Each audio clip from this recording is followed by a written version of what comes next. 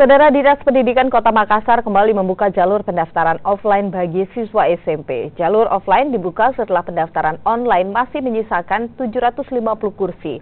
Pendaftaran dibuka selama 2 hari di 35 SMP negeri di Kota Makassar.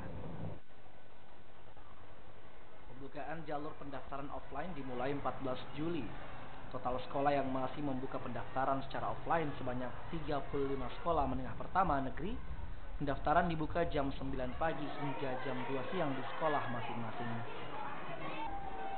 Dinas Pendidikan membuka pendaftaran dengan jumlah kursi sebanyak 750. Jumlah ini merupakan jumlah kuota yang tidak terpenuhi selama pendaftaran online berlangsung. Syarat pendaftaran sendiri masih sama, yakni mengisi formulir dan melampirkan data diri serta kelulusan siswa. Syarat lainnya ialah siswa yang mendaftar tidak terdaftar lulus di sekolah lain.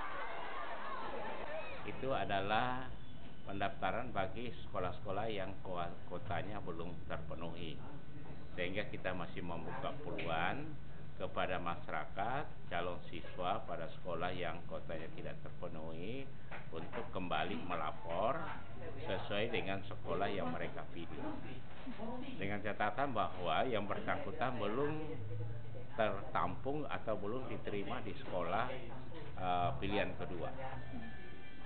Untuk syarat kelulusan sendiri masih berdasarkan nilai akhir di laporan dan ujian siswa. Selain itu, pendaftaran offline sendiri tidak akan berdasar lagi pada domisili warga.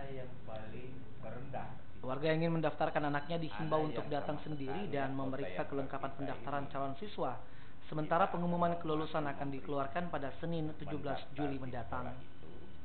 Sebelumnya, Dinas Pendidikan telah membuka pendaftaran secara online dan berhasil menjaring 11.694 siswa dari 12.444 kuota yang tersedia. Hela Rustam, Kompas TV, Makassar.